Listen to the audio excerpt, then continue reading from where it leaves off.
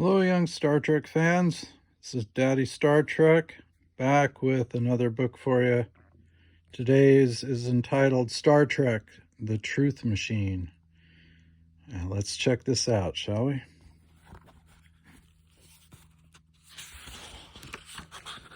Truth Machine, written by Christopher Cerf and Sharon Lerner, illustrated by Jane Clark.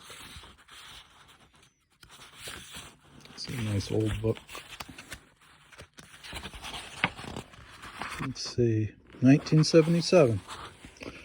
Okay. The starship USS Enterprise was traveling on the edge of outer space. Captain James Kirk sat in his command chair on the bridge. Every day, the captain made a report for the ship's log.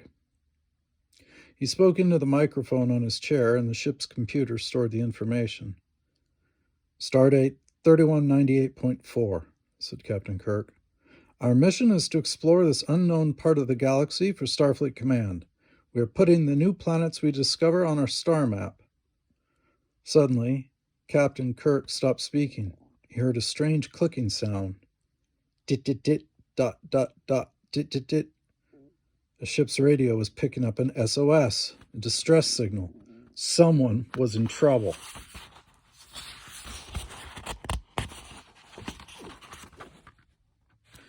Every officer on the bridge got busy at once.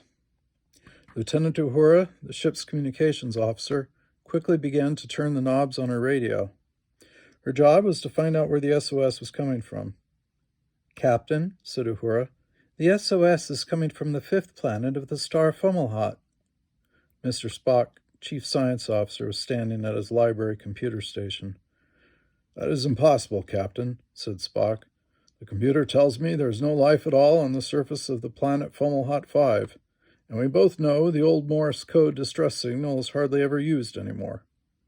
Captain Kirk scratched his head. This is very interesting, he said. Lieutenant Uhura, can you get us a closer look on the view screen? Yes, sir, said Uhura. Lieutenant Uhura flicked a switch. All at once, a terrible scene filled the big view screen. The shocked crew saw a picture of a beautiful city in the middle of a desert. It was being attacked by angry dinosaurs. The animals were smashing everything in their path. Kirk, Spock, and Uhura could see the giant dinosaurs chasing after a crowd of frightened people. Some of the people were holding black boxes that looked like radios. They seemed to be calling for help. Mr. Spock, said Captain Kirk, we've got to help those people.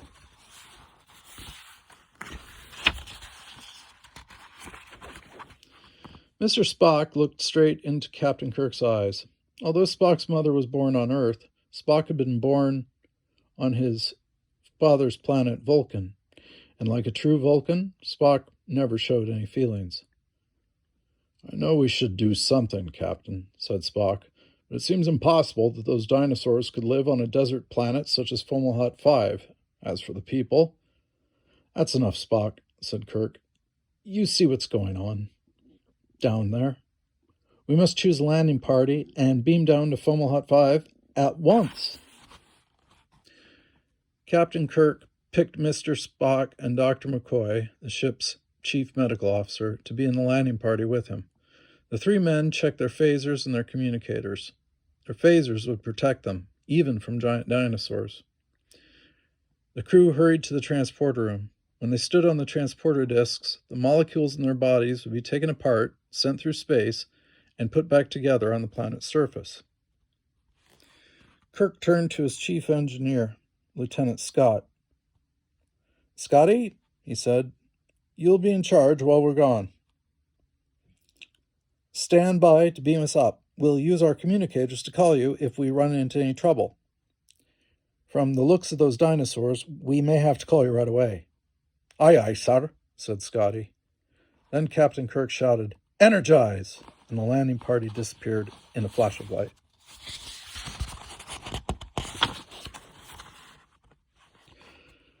A moment later, the men from the Enterprise were standing in the middle of a dry, dusty desert. I don't understand, cried Captain Kirk. What happened to the people, the dinosaurs, the beautiful city?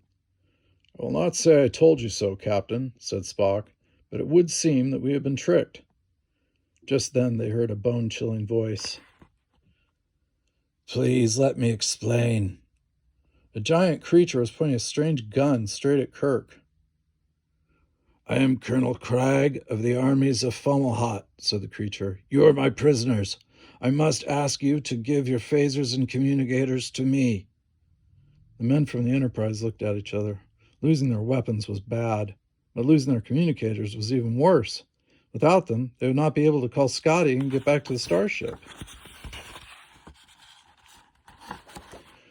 Dr. McCoy decided to take a chance. Ever so slowly, as he held out his communicator, he began to press down on the call button. Suddenly, a bright ray shot out of Colonel Cragg's gun. Dr. McCoy fell to the ground. The colonel walked over and took the communicator from the doctor's hand. "That was not very smart," he said. "What have you done to him?" shouted Kirk as he ran to help McCoy. "Do not worry, Captain," said Colonel Cragg. "Your friend will be fine in a few minutes. My ray gun is not set on kill." Colonel Cragg pointed his gun at Kirk. "Slowly now," he said. "Hand everything over to me." Mr. Spock laid his hand on Kirk's shoulder. "We must do what he says, Captain. We have no other choice." The colonel seized the phasers and communicators. Colonel Cragg led Kirk, Spock, and Dr. McCoy, who was still shaking, toward the entrance to an underground cave. He held up a small black box that looked like one of the radios Kirk and his men had seen on their view screen that morning. "I promised to explain something," said the colonel. "I used this little projector box to make the pictures you saw on your view screen. The people, the city, and the dinosaurs. This box sent out the distress signal you heard on your radio, too. It was a marvelous way to get you down here. But this is only one of our wonderful inventions." "What do you want with us?" asked Kirk. Craig's answer was amazing. "For many years, the armies of Fomalhaut have been hiding in the caves and tunnels under this desert. We have been getting ready for the day when we can take over the whole universe. Now only one small thing needs to be done, and you are the only ones who can help us. Come with me. I will show you what I mean." Colonel Cragg pushed his prisoners into the cave.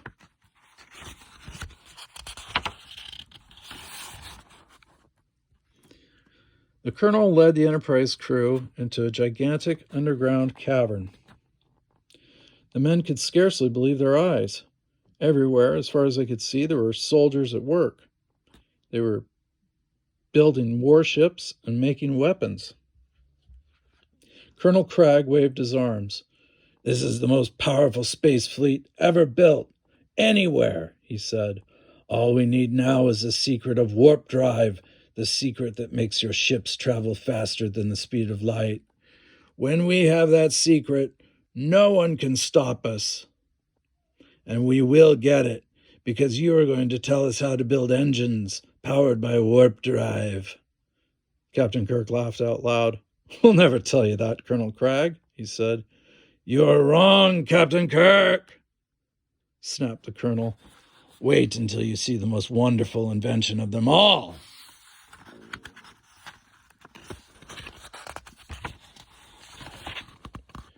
Colonel Cragg quickly took the crew into another cave room. In the middle of the room stood a large booth made of bright metal and glass. The colonel smiled and pointed at a bed inside the booth. "As soon as anyone lies down on the bed," he said, "he will tell us anything we want to know. He won't be able to help himself. This is the truth machine." Colonel Cragg turned to Captain Kirk. "I will give you 15 minutes to decide who will give us the secret of warp drive," the colonel said. "That secret will make you and the whole universe our slaves forever." Then Colonel Cragg called the sergeant of the guards. "Take the prisoners to the cage." A moment later, Kirk, Spock, and Dr. McCoy were pushed into a small cage not far from the room that held the horrible truth machine.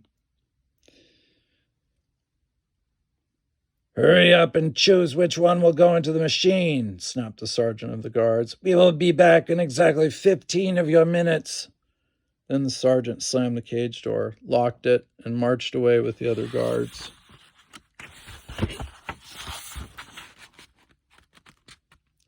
As soon as they were alone again, Dr. McCoy turned to the captain. "Let me be the one, Jim," he said. "Nonsense, Bones," snapped Captain Kirk. "No starship commander would let one of his men do a thing like that. I'll go into the truth machine myself." Mr. Spock raised one eyebrow and looked at both of them. "Your words are very brave, Captain," said Spock. "And yours are too, Dr. McCoy. Brave, but not at all logical.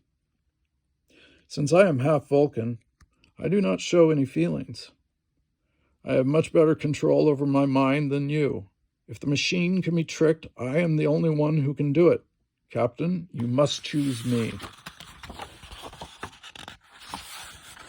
Suddenly, Dr. McCoy grabbed the bars of the cage. He could hear the guards coming back. "We have to hurry," he said. "Spock," said Captain Kirk quickly. "It's true. You do have the best chance to fight the power of the machine. But isn't it also true that Vulcans cannot lie?" "I have already thought of that, Captain Kirk. I still say you must send me into the machine." Captain Kirk did not know what to do.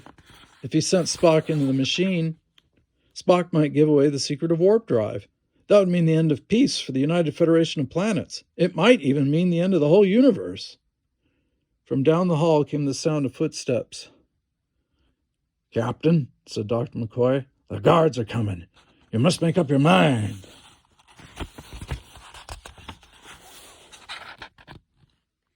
Colonel Cragg came with the guards to open the door of the cage. "Captain Kirk," he shouted, "have you made your choice?" Kirk took a deep breath. "I have," he said. "Mr. Spock will go into the truth machine." "Well, well, well," said Colonel Cragg. "What a good choice, Captain. The Vulcan will tell us your secret, and you and the doctor will come and watch."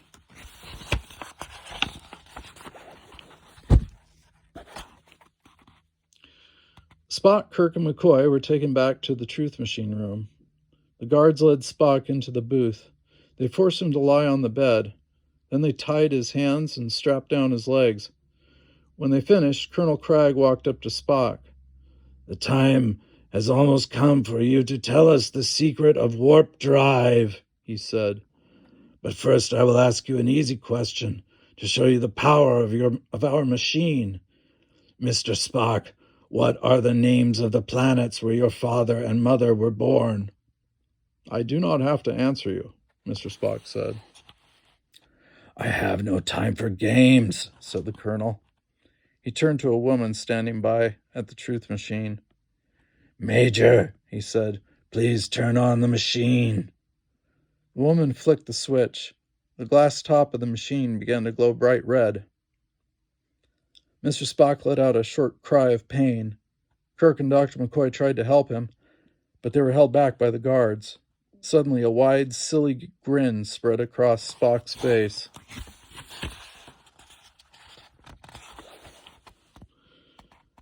Again, Colonel Cragg looked at Mr. Spock. "What are the names of the planets where your father and mother were born?" he shouted. The machine's power made Spock smile. "That is an easy one," he answered. "Vulcan and Earth." "Very good," said the colonel. He looked at Kirk. "Mr. Spock's answer was right, wasn't it, Captain?" Kirk did not have to answer. The colonel knew Spock was telling the truth. "Now, Mr. Spock," said Colonel Cragg, "here is a harder question. What kind of power drives the Starship Enterprise, and what does the Enterprise crew use to control the energy of that power?" Mr. Spock tried hard not to answer. The crew could see that his mind was fighting the power of the truth machine. At last, the silly grin spread over his face once again. "The Enterprise is powered by warp drive," said Spock. "The energy is controlled by dilithium crystals." "He can't fight the machine," Dr. McCoy whispered to Kirk. "The United Federation of Planets is lost."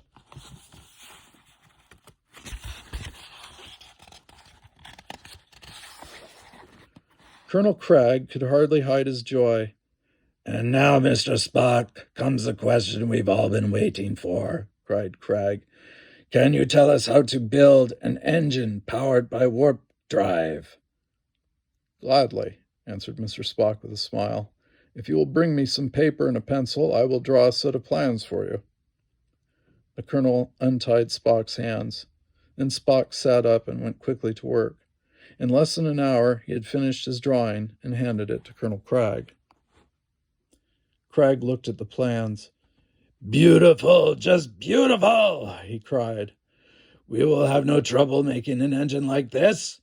Spock, you are a great hero. In a day or two, we will test a warship using this engine. You and your friends will be there at the blast-off.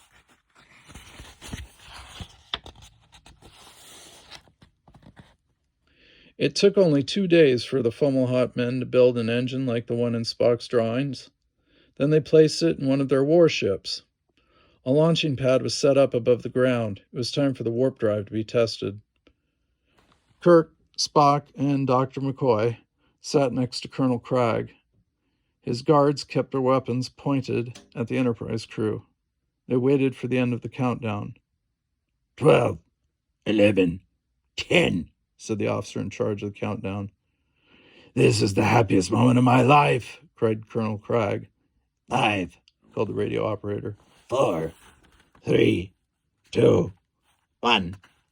Fire! The radio operator pushed the launch button. The warship began to shudder and shake. Then it exploded with a mighty roar that shook the ground. Oh no! Screamed the colonel. What went wrong? Captain Kirk looked quickly at Spock and McCoy. Now! He shouted. Spock jumped to his feet. He reached for the guards' necks and gave them a Vulcan nerve pinch.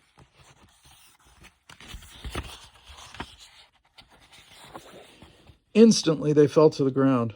At the same time, Kirk and McCoy grabbed the guards' weapons. They whirled around and aimed them at Cragg and his soldiers.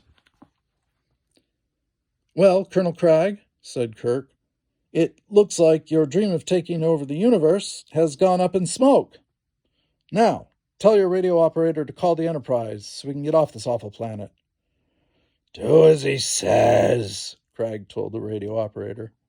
Moments later, the image of Mr. Scott appeared on the view screen in front of them.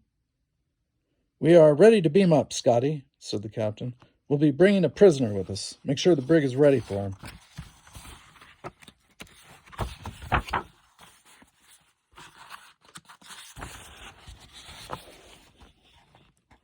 A few seconds later, the landing party was beamed up to the Enterprise. Their prisoner, Colonel Cragg, was quickly locked up. Lieutenant Uhura called Starfleet Command to tell them about the terrible army hidden below the deserts of Fomalhaut 5. At last, the starship officers had a chance to rest. Mr. Spock, I hear you're a great hero down there, said Scotty. I still can't understand how you got the Fomalhaut colonel to blow up his own warship. It was quite simple, Mr. Scott, said Spock. The truth machine was very powerful. I could not fight it, but I did not have to tell the whole truth. I know dilithium crystals must be cut a special way before they are put into an engine. If they are not cut, they will explode. Colonel Cragg never asked me a question about cutting the crystals, so I simply did not tell him they would explode. But, Mr. Spock, said Captain Kirk, I thought you said that Vulcans cannot lie. Spock raised his eyebrow. I did not lie, Captain, he said. If they had asked me if their ship would explode, I would, of course, have had to say yes. But luckily for me, and for the future of the Federation, they never did ask.